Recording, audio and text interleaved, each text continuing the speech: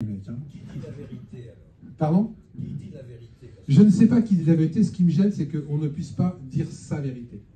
Après, c'est aux gens de se faire leur propre opinion. Je suis d'accord avec vous. Sa vérité, c'est la vérité, c'est subjectif. C'est complètement subjectif, sauf que par exemple, quand vous appuyez sur des rapports scientifiques qui sont bien précis, et qu'on ne veut même pas vous les donner, et puis des trucs vachement simples, dès qu'on commence à cacher, moi je suis gêné. Je ne vais pas aborder le sujet parce que ce n'est pas le cas. Qu'on soit bien d'accord, je ne suis pas anti-vax. Mais quand on refuse de me dire quel était le contrat, qu'on me refuse de dire ce qu'il y avait dedans, je me pose des questions. C'est tout. C'est pas une vérité, hein, c'est juste là, quand on vous cache certaines informations, et à partir du moment où on vous cache certaines informations, je me pose des questions. C'est aussi simple que ça. Après, oui, c'est légitime, oui. Donc après, le problème, c'est que derrière, il y a des conséquences quand même. Hein. Donc c'est un peu grave, parce que je vais vous dire un truc complètement fou. On avait la meilleure sécurité sociale du monde. On avait. Elle est en train de se recasser la gueule. La sécurité sociale, il y a encore quelques années, était bénéficiaire, quoi qu'on en dise. Elle est encore en train de se recasser la gueule.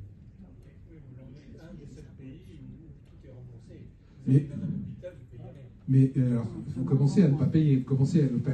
Et heureusement, et je souhaite que ça continue. Oui, mais on est d'accord. On est d'accord, mais je souhaite que ça continue. Et le problème, c'est que si on laisse faire, tout est en train de partir en déliquescence. Les hôpitaux sont en train de mourir, les hôpitaux ils commencent, ils vont peu de moyens. Il y a même des gens qui meurent dans les couloirs, il y a des gens qui restent 7 ou 8 heures dans le couloir. Et on me dira, oui, j'ai fait pas mal de pays, je peux vous dire que par rapport à la RDC où j'étais, la France c'est merveilleux. J'ai été en Ukraine, la France c'est merveilleux. Mais moi j'ai pas ce discours-là. J'ai ce discours, je refuse qu'il y ait une personne de 94 ans comme il y a encore 2 semaines, qui est morte dans le couloir de l'hôpital parce qu'elle est restée 7 heures sans qu'on le cure. Parce qu'en plus, il y a l'argent. Parce qu'en plus, la volonté politique n'est pas là. L'éthique n'est pas là. Par contre, je vous le dis, là aussi, il y a des lois qui sont, entre guillemets, malmenées, qui me rendent fou. Il y a une loi qui est parue qui date de Raymond Barre, je crois. De mémoire. Hein. Si quelqu'un est plus féru que moi, qui m'interrompt, je ne sais pas si c'est Raymond Barre ou Balladur, qui dit qu'un mandarin d'hôpital, par exemple, n'a pas le droit de te donner un rendez-vous dans l'hôpital pour sa clinique privée. C'est une loi qui était passée. On est d'accord? Eh bien, aujourd'hui, c'est plus le cas.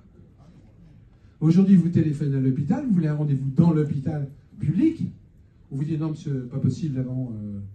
Allez, ça dépend pourquoi. Urinaire, 6 mois. Dans certains endroits, il y a des endroits où ça marche bien, mais je parle en général. Et puis d'un seul coup, on vous dit mais attendez, si vraiment c'est urgent, si vraiment vous avez mal, je peux vous obtenir un rendez-vous dans 15 jours dans la clinique privée du docteur. C'est interdit par la loi. On l'a signalé. Maintenant, il s'assoit dessus. Mais je reconnais qu'on a encore un des meilleurs services hospitaliers au monde. On l'a encore, heureusement.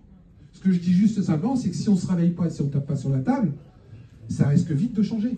On avait aussi, il n'y a encore pas longtemps, entre guillemets, une des meilleures retraites au monde. Il y a longtemps, ça. Non, mais on l'avait quand même. Honnêtement, moi j'ai vraiment beaucoup voyagé, je peux vous assurer qu'il y a des pays où ça pleure. Où les mecs, ils n'ont rien. Que quand ils arrivent, même en Angleterre, plein de choses, des pays soi-disant industrialisés, leur retraite, c'est que dalle. On avait la meilleure. Il n'y avait pas à se plaindre. Vous bossiez, vous avez... Et petit à petit, ils la rognent. C'est pas commencé seulement sous Macron. Hein. Ça a commencé avant. Hein. Moi, je me rappelle d'une époque où c'était les derniers 6 mois de votre salaire qui calculaient votre retraite. Maintenant, c'est 25 ans. Et encore, il y a plein de choses que vous ne savez pas. C'est-à-dire qu'ils ont mis un truc dans leur retraite. Si vous avez un cancer, par exemple, ça arrive, hein, et que vous arrêtez pendant 2 ou 3 ans, vous arrivez à votre retraite, vous dites, mais madame, il vous manque 2 ans là, sur votre cancer du sein. Et vous êtes obligé de retaper 2 ans parce que vous avez eu un cancer. Et ça, ils ont oublié de le dire dans la loi. Il y a plein de trucs comme ça où on oublie. Je vais vous en donner un pendant que je l'ai en tête, parce que sinon, je vais l'oublier. Et ça n'a aucun rapport, mais c'est aussi une question d'éthique. Vous savez qu'en 2035, on n'a plus le droit de construire ou de se servir de voitures thermiques. Vous me suivez? Ça va être interdit. Oui. Oui, vous ne pouvez plus en acheter, ils ne pourront plus en construire. En gros, ça veut dire que si vous vous en servez, vous allez être montré du doigt un peu plus que les autres.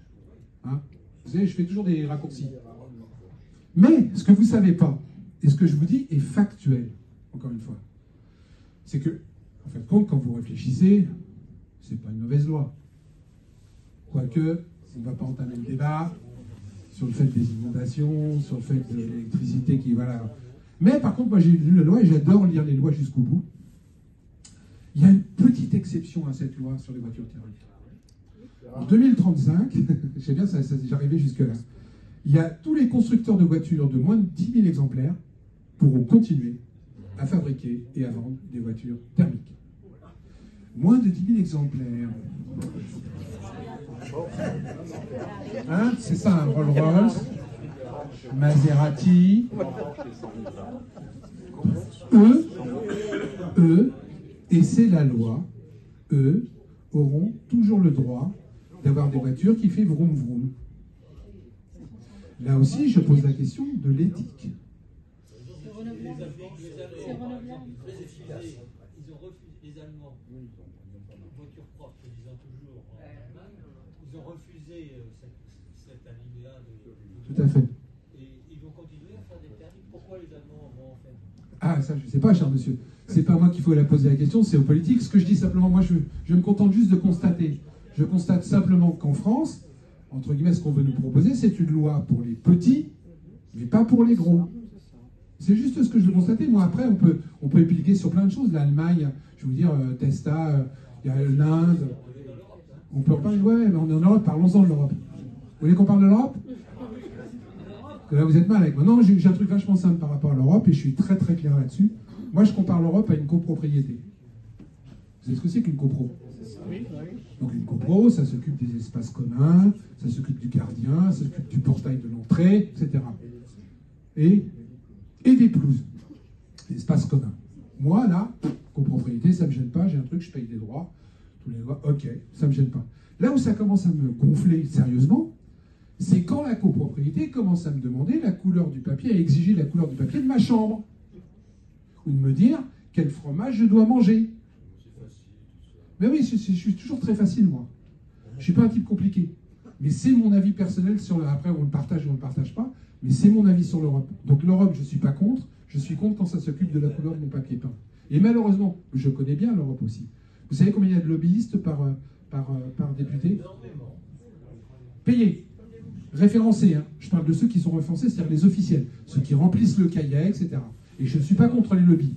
Qu'on soit bien d'accord. Ça ne dépend comment c'est fait. Un lobby, c'est bien quand c'est conseillé, pas quand c'est pour imposer. Il y a 20 lobbyistes payés par député européen. C'est pas l'Europe qui est en cause pour les lobbies, c'est les grosses entreprises. Mais on est d'accord, monsieur. On est d'accord tous les deux. Je sais pas si on est d'accord, mais si, on est complètement d'accord, on ne parle pas le même langage. Il est évident que c'est les grosses entreprises qui sont derrière. Ce que je regrette par rapport à ça. politico-financières qui financent tout ça. Mais on est bien d'accord. Mais est-ce que c'est normal? C'est tout ce que je pose comme question. Moi, je suis d'accord avec vous. Je vais vous dire, j'ai référencé dans un de mes bouquins des députés français. Vous savez, les députés, ça dépose des lois. Hein. Donc, j'ai 2 exemples précis, etc., où il y a 51 députés, et l'autre, c'était un peu plus de 51, qui avaient déposé exactement la même loi à la virgule près. Exactement la même loi à la virgule près. La seule chose qu'ils avaient changé sur le texte, c'est le nom déposé par monsieur le député Intel. Ces gens-là avaient juste pris le texte fait par des lobbyistes, fait par des industriels. Le premier, c'était des notaires qui avaient fait rédiger la loi. Et donc, il y avait 60 députés qui avaient repris exactement le texte des notaires. Et le deuxième, c'était Philippe Maurice, les cigarettes. Quand un député payé par mes deniers, c'est mon argent, qui est censé faire des lois pour aider la population, se contente de faire la photocopie d'un texte de loi de Philippe Maurice, parce que c'était Philippe Maurice qui avait fait le texte de loi, je me dis bêtement, parce que je ne suis pas un type intelligent, que Philippe Maurice, il n'avait pas fait un texte de loi pour qu'on arrête de fumer. Hein. Et bien les députés, et c'est juste ce que je remets en cause, ils n'avaient pas réfléchi, ils avaient juste une loi déposée, ils ont fait une photocopie, ils ont mis leur nom, ils l'ont déposée. Il y avait une enveloppe qui accompagnait tout ça. Ah bah ça, c'est vous qui le dites, hein. Je pense que où il y avait une enveloppe, où il y a des choses, que des fois, c'est pas seulement une enveloppe. Moi, je les ai bien fréquentés, hein, c'est vous dînez ensemble, vous êtes au même Rotary Club, vous êtes dans le même club de machin de bridge, vous mangez, vous allez voir. Des fois, c'est juste ça, c'est entre potes. C'est comme la haute cour de justice. Tous les députés, tous les présidents ont dit, avant d'être élus, je supprimerai la Haute Cour de justice. Il n'y en a aucun qui l'a fait. Aucun. La Haute Cour de justice, pour ceux qui ne savent pas, c'est un tribunal qui permet de juger des élus par d'autres élus. C'est pas la même que t'es ministre, tu peux pas passer. Là, on est en train de juger un type qui s'appelle... Ah putain, il a oublié de déclarer 300 000 €, ce mec. Il a acheté une Maserati. Il est ministre de la Justice, je crois. Moretti. Je me rappelle de Moretti avec Sherlock Holmes. Donc Moretti, eh ben, il va être jugé par la Haute Cour de justice et non par une juridiction normale. Mais moi je pose la question. Quand les mecs ils bouffent ensemble depuis 20 ans, quand ils sont potes dans l'Assemblée depuis 25 ans, quand ils se fréquentent en dehors de l'Assemblée, tu vas juger ton pote, toi? Il n'y a pas d'éthique là-dessus. Il n'y a pas d'éthique. Et ça, c'est normal. Il n'y a aucun président qui a supprimé la Haute Cour de justice. Ces gens-là, encore une fois, je le redis, ont une éthique élastique. Mais encore une fois, je reconnais, parce que ce que je dis, c'est facile, mais moi, je me contente à faire juste des constats. Après, on peut mettre tout ce qu'on veut derrière. Tout ce qu'on veut derrière. C'est vrai que, des fois, ils font des choses pour créer quelques emplois. C'est ce qu'ils nous disent. Moi, quand je vois les vrais chiffres du chômage, je suis quand même effaré. Et quand je vous disais que la France va mieux tout à l'heure, c'est vrai aussi, la France va mieux. Il y a de plus en plus d'emplois mal payés. On arrive, et ils ont autorisé là, depuis pas longtemps, ce que je vous dis encore une fois est factuel, ce qu'on appelle le contrat zéro. Vous savez ce que c'est le contrat zéro? 0 heure. Ça marche en Angleterre du tonnerre de Dieu. Vous êtes assis sur une chaise toute la journée, le patron vient vous chercher, alors toi tu me plais, toi tu me plais pas, toi t'es sympa, toi tu viens. Il emmène un mec ou une nana, il le fait bosser un quart d'heure, il le paye un quart d'heure, et il le renvoie sur sa chaise. Et le pire, écoutez bien ce que je vous dis factuel, c'est que tu n'as pas le droit d'aller bosser dans une autre entreprise. T'attends.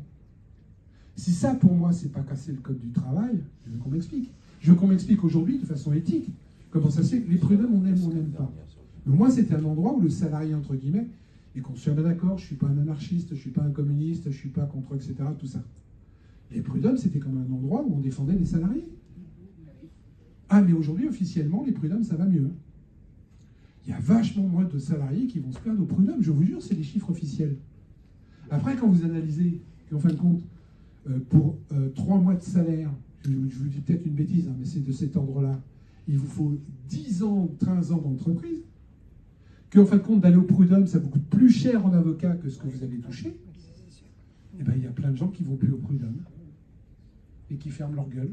C'est le résultat des accords transactionnels. Oui, on est d'accord. Et en prud'homme en première instance, on n'a pas besoin d'un avocat. Oui. Et aujourd'hui, les prud'hommes, il y a de moins en moins de gens qui y vont. Je suis désolé. Non, mais moi j'ai les chiffres, hein, m'en voulez pas. Hein. Je fais que dans le factuel. Mais officiellement, ça va mieux. Mais aujourd'hui, ce que vous touchez au prud'homme, entre guillemets, par rapport à ce que vous touchiez avant, c'est complètement... Il y a une loi qui est passée il n'y a pas longtemps. Encore une fois, ce que je vous dis, c'est vrai. C'est-à-dire qu'on peut vous licencier aujourd'hui sans cause réelle ni justifiée. C'est dans la loi. C'est-à-dire qu'un patron décide qu'il veut vous licencier, il crédite, allez, je dis une bêtise, 20 000 € sur l'année d'impression et il vous licencie sans cause réelle et justifiée. Ça ouvre quand même la porte à certaines perspectives. Et je ne dis pas qu'avant, il n'y avait pas des abus dans l'autre sens. Je ne dis pas qu'avant, et je le reconnais, il n'y avait pas certains salariés qui étaient des empaffés et qui mettaient à genoux leur petit patron artisan qui les avait aidés uniquement parce que les mecs voulaient se faire plein de fric. Il y avait des abus. Mais aujourd'hui, on est passé complètement de l'autre côté. Éthiquement parlant, le salarié, il commence à avoir de moins en moins de droits. Et quand vous avez de moins en moins de droits, qu'est-ce qui se passe? Quand vous êtes de moins en moins protégé par la sécurité sociale, quand vous savez que vous n'allez pas avoir de retraite, malgré le fait que vous bossez, etc., qu'est-ce qui se passe? Eh bien, les gens râlent de moins en moins. Parce qu'il faut que je nourrisse ma famille. Parce que quelque part, il faut que je paye mes crédits. Parce que quelque part, si je veux payer, entre guillemets, un petit cadeau à mon gosse dans pas longtemps, eh ben, il faut que je la ferme et que je retrouve un autre boulot. Ou pire, c'est ce qui est en train de se passer en France en ce moment. Et excusez-moi, il y a des gens qui vont pas être d'accord. Mais il y a de plus en plus de gens qui arrivent à la retraite aujourd'hui qui sont obligés de prendre un autre boulot. Non, mais je sais bien qu'il n'y a pas qu'en France, monsieur, je suis d'accord. À chaque fois, on me le fait. Il y a des pays encore plus malheureux. On est d'accord. On est d'accord. Encore une fois, on est d'accord. Ce que je dis simplement, c'est que je veux que ça reste en France. Mais je voudrais que les autres pays soient plus heureux. Ce que j'ai pas envie, c'est qu'on devienne comme ces autres pays. Mais je suis d'accord avec vous. Encore une fois, j'ai beaucoup voyagé. Je vous assure qu'il y a des pays où on pleure. Que chez nous, ils nous regardent avec des yeux mirifiques. Mais moi, je ne fonctionne pas comme ça. Je veux garder ce qu'il y a chez moi. Je ne veux pas devenir comme les autres. Je ne veux pas avoir, comme en Angleterre, des gens de 101 ans qui sont pompistes. Parce qu'ils n'ont pas le choix. Et c'est la société qu'on est en train de nous préparer.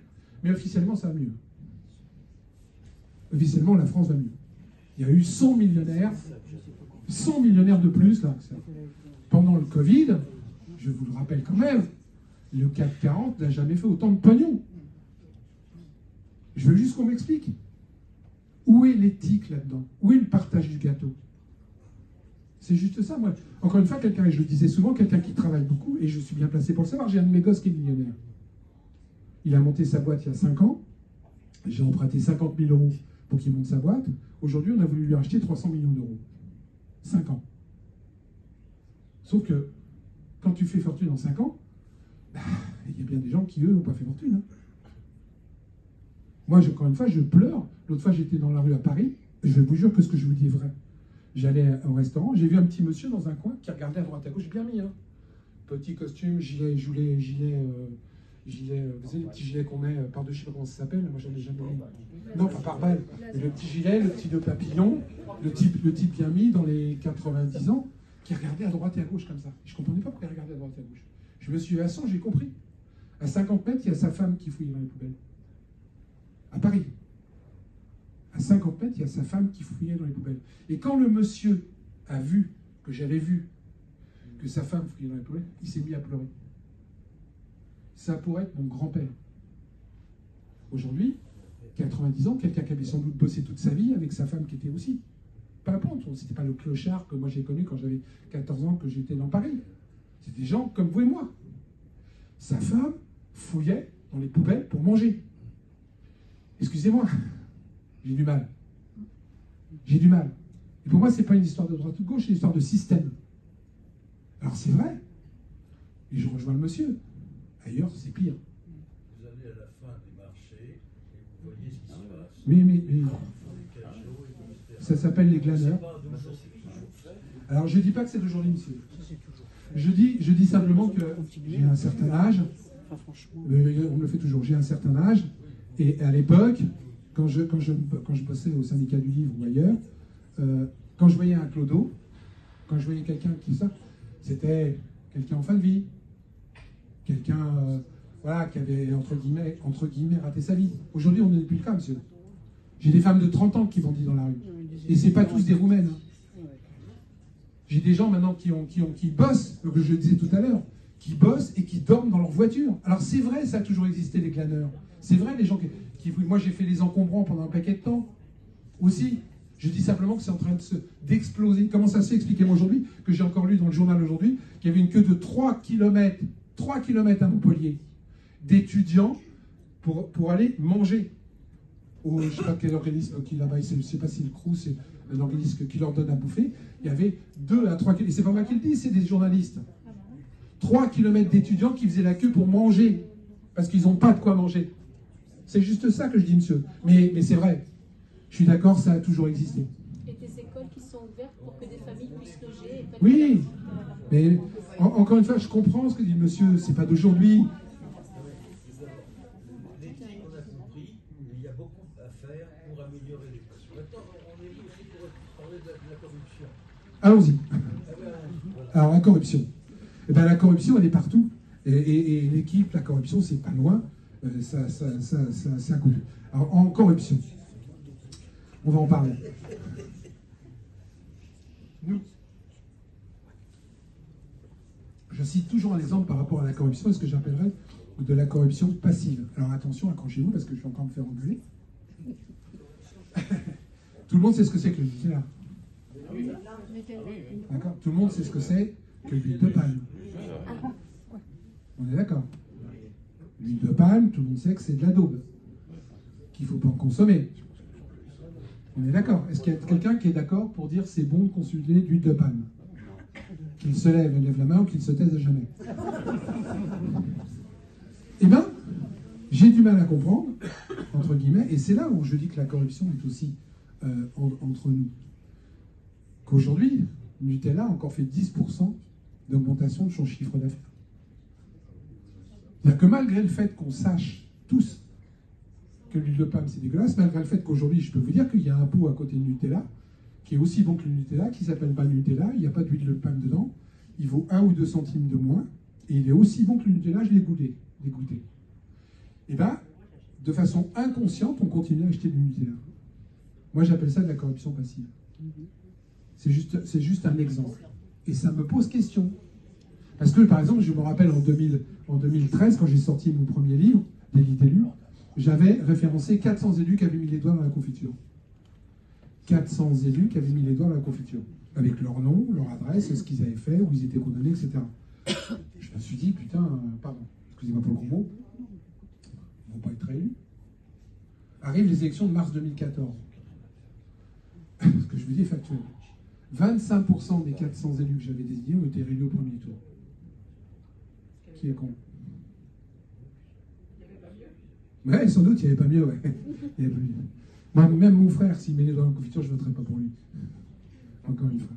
Et ça pose un problème aussi par rapport à nous-mêmes, à redevenir un cœur. Alors pour la corruption, je peux vous dire que la corruption est en train de s'étendre en France. Et j'ai pas honte de le dire, si on laisse faire, demain la France risque de devenir une mafia. Je vous parlais de monsieur à raison tout à l'heure, hein. Ça croque dans tous les coins. Ça croque dans tous les coins. Alors, je change ma casquette. Je suis aussi l'administrateur d'Anticor. Ça vous parle d'Anticor? Vous savez, l'association qui vient de retirer l'agrément. Nous avons 161 dossiers au pénal en ce moment. 161 dossiers au pénal. La corruption, elle est même chez les juges. Elle est chez les juges. S'ils nous ont retiré l'agrément, c'est justement parce qu'on lutte à mort contre la corruption. Et malheureusement, on pourrait avoir 300 dossiers. On ne porte plainte vraiment en quoi est constitution de partie civile que quand les juges mettent ça de côté. Parce que je vais vous donner un exemple. Si Anticor n'avait pas été là, l'affaire Colère aurait été étouffée. Si Anticor n'avait pas été là, l'affaire Benalla, sur certains secteurs de son œuvre, comme le coffre-fort, aurait été étouffée. Anticor avait la possibilité de se porter partie civile quand des juges déclarent le dossier clos. L'affaire Fillon n'aurait pas été jusqu'au bout. Aujourd'hui, nous avons un gros dossier contre M. Bolloré pour corruption dans certains pays, entre guillemets. Si on n'était pas là, entre guillemets, le dossier aurait été enterré. Et même pire, parce qu'on va parler de corruption. Et encore une fois, je ne mets pas la droite ou la gauche dans le même paquet. Aujourd'hui, le Conseil constitutionnel, ça vous parle, le Conseil constitutionnel, vient de retoquer 2 aspects du procès Fillon et du procès Sarkozy. Ils ont annulé un texte de loi qui fait ils vont pouvoir repasser en appel sur les emplois fictifs de M. Fillon et les écoutes téléphoniques de M. Sarkozy. Si ça, entre guillemets, c'est pas de la corruption institutionnelle, je veux qu'on m'explique. Pourquoi ont-ils retoqué? Je peux rentrer dans le détail technique. La vice de forme. C'est pas une vice de forme. Le Conseil, ils ont déposé une QPC, monsieur Fillon, etc., pour faire supprimer un alinéa de la loi qui ne les arrangeait pas. C'est tout, c'est pas un vice de forme. Après, vous l'habillez comme vous voulez. Ce que je dis simplement que je trouve ça bizarre, entre guillemets, qu'une loi qui est jugée en appel, sur un texte de loi qui, en fin de compte, existe depuis un paquet d'années, et qui n'a jamais été remis en cause. Et bien d'un seul coup, il y a une QPC avec des avocats très bien payés, qui trouvent une procédure, etc. Et les juges du Conseil constitutionnel, qui sont soi-disant des sages, disent bah ouais, on supprime cet alinéa. C'est juste ce que je dis. Hein. Vous pourriez peut-être parler des murs des camps dans ces conditions. Pardon? Vous pourriez peut-être parler du mur des camps dans ces conditions. Oui, aussi. Parce que c'est quand même très orienté, votre vision. Ah non, elle n'est pas ni à droite ni à gauche. Hein. On soit bien d'accord. Je peux vous assurer, je vous assurerai qu'une des personnes sur Anticor qu'on a bien allumée, c'est une dénommée Chirikou. Ça vous parle? Mais non, je vous assure que non. De ce côté-là, c'est ni à droite ni à gauche. Là, excusez-moi, c'est M. Fillon et M. Sarkozy qui ont déposé une QPC. Ça aurait été Mélenchon, ça aurait été Mélenchon ou un autre, j'aurais dit exactement la même chose. Je n'ai aucun a priori. Parce que mon a priori, c'est des gens qui mettent les doigts dans la confiture et qui se servent de leur système à leur intérêt personnel. Et malheureusement, que ce soit Chéricourt, que ce soit de l'autre côté, ils le font. Madame Chéricourt, elle a quand même facturé 1,2 million sur la campagne de Mélenchon, sur des factures, voilà, on est en train de le voir. Donc, très honnêtement, moi je ne suis pas, c'est le système que je remets en cause, madame. Excusez-moi. Alors c'est vrai, je vais vous dire, parce que j'ai le même problème, etc. Après, il y a une proportion d'élus. Donc quand vous avez plus d'élus d'un côté, vous avez plus de corruption. Quand vous avez moins d'élus, vous avez moins de corruption. Mais si vous inversez la peur 10 ans avant, quand c'était les autres, entre guillemets, qui étaient les plus nombreux, en fin de compte, il y avait autant de corruption. C'est-à-dire ce que j'ai aujourd'hui, sur certaines personnes dites de droite, parce qu'ils étaient majoritaires, j'ai la même chose il y a 10 ans, sur les mecs de gauche quand ils étaient majoritaires. Maintenant, il y a plus de facilité, il y a plus de réseaux sociaux, c'est plus compliqué, c'est moins compliqué de découvrir des dossiers. Mais je n'ai aucun a priori, ni de droite ni de gauche, je peux vous assurer. Mon frère met les doigts dans la confiture, je porte plainte contre lui. Qu'on se met d'accord. Alors, à partir de quand la corruption est-elle apparue? Oh là, ça a commencé il y a très longtemps. Je peux vous en arriver, il y a le neveu d'un président de la République, sous la 3e, je sais plus, la République, qui vendait des légions d'honneur. Je vous jure que c'est vrai. Ah mais ça a été de tous les temps, monsieur. Le seul problème qu'il y a en France, par exemple, par rapport à ça, pour essayer de juguler, on n'arrivera jamais, jamais à lutter totalement contre la corruption. Jamais. On est d'accord. Par contre, il faut essayer de refermer la porte le plus possible. Je vais vous donner un exemple par rapport aux élus, moi qui me gonfle. C'est que je suis comptable, j'ai un contrôle. Je monte une association, j'ai un contrôle. Les élus, il n'y a aucun contrôle. Ils rendent des comptes de rien. C'est pas normal. Aujourd'hui, je vais vous citer un exemple bien précis qui s'appelle un Rambouillet. C'est un mec de droite ou pas? Je fais gaffe. Non, je le connais bien, c'est le Pépère Larcher. Donc il y a un des adjoints du Pépère Larcher qui a détourné, etc., 20 millions d'euros. C'est pas mal. Procès, d'accord. Reconnu coupable, d'accord. Condamné à 60 ans. Non, 20 000 euros d'amende. 20 000 euros d'amende. Mais le pire, et c'est là où je dis que c'est pas logique et que la corruption, des fois, elle est à plein d'étages. C'est que normalement, dans une affaire comme celle-là, quand la mairie découvre qu'elle a été lésée, elle se porte partie civile. Vous savez? Se porter partie civile, ça lui permet à la mairie de demander des dommages et intérêts. Eh ben non, la mairie de Rambouillet, c'est pas partie civile. Donc, résultat des courses, et c'est là où je veux en venir, c'est que donc les 20 millions d'euros qui ont été barbotés, entre guillemets, aux habitants autour de Rambouillet, c'était une histoire d'eau, je sais pas quoi. Et bien le pire, c'est qu'ils ont réincorporé ces 20 millions d'euros dans les impôts d'après.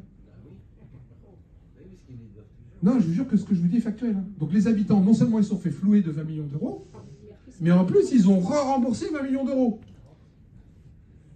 Elle est où l'éthique, la corruption, etc. Eh bien elle est partout. Elle est partout. Et moi, ça me rend fou. Parce qu'on devrait arriver à juguler ce genre de choses en refermant un peu la porte. Il y aura toujours des truands. Mais c'est la proportion des truands qui me gonfle. Vous n'évoquez jamais la Cour des comptes. Alors la Cour des comptes, c'est un organisme que je respecte beaucoup, mais qui n'a pas beaucoup de pouvoir. Et non seulement elle n'a pas beaucoup de pouvoir, mais si je l'évoque, je l'ai mis dans le je me suis fait engueuler, il y a un président de la Cour des comptes qui m'a appelé personnellement pour me dire que j'abusais. La Cour des comptes fait son boulot. Mais la Cour des comptes, souvent, même si elle fait quelques signalements à la justice, est consultatif. C'est-à-dire qu'il dénonce, et après, aux gens, aux élus, etc., de porter plainte, etc.